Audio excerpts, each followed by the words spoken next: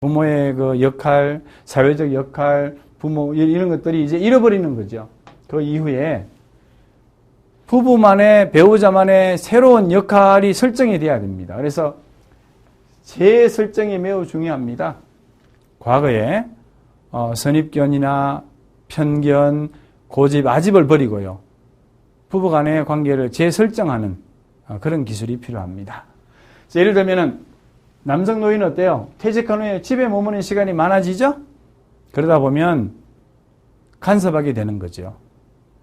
잔소리가 늘어나는 거죠. 그렇게 되면 문제가 발생할 수밖에 없습니다. 그래서 집에서 보내는 시간을 어떻게 활용할 것이냐, 이것을 미리 준비하고 대비하는 지혜가 필요합니다. 노년기 남 역할 변화에서 이제 맞벌이로 상호 독립된 생활하는 부부나 아니면은 여성 배우자가 계속해서 일을 하는 경우에는요, 남성 노인의 역할 변화에 대한 요구가 상당히 커질 수밖에 없습니다. 왜 그러냐면 여성 노인이 경제적으로 가정에 기여하는 경우에는요, 어떻습니까? 그리고 또 독립적으로 생활을 해온 경우는 어떻습니까? 식사 준비, 세탁, 청소 같은 집안일을 이제는 남편과 함께 하고 싶다, 이제는 좀 나누고 싶다는 욕구가 강해지는 거죠. 그래서 여성의 가정, 직장이라는 이중 역할을 전통으로 살아왔다면은 이제는 남성 노인은요, 퇴직한 후에 여성 노인이 하던 가사, 가정 사이에서요, 주도적인 역할을 해야 합니다. 자, 그런데 남성 노인은 점점 많은 부분에서 여성 노인을 돕는 가사 업무를 보조하는 보조자 역할을 담당하기를 요구받는 거죠. 그러나 남성이 더 주도적으로 가사를 한번 분담하는, 가사 역할을 담당하는 이런 재설정이 요구되겠습니다.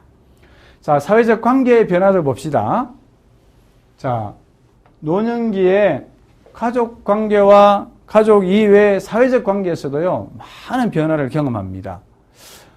가족 이외의 사회적 관계를 보면은요, 직장 동료와의 관계, 친척과의 관계, 이웃과의 관계, 친구와의 관계, 그래서 지역사회의 관계 등등으로 굉장히 세분화되는데요.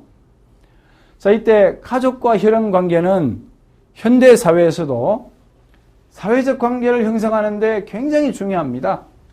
왜냐하면은 가족 간의 교류가 줄어들고 가족 간의 연대가 느슨해지다 보니까요, 친구 관계, 이웃 관계, 지역사회 관계에 의한 사회적 지원 체계에 의한 의미가 점점 중요해지는 거죠.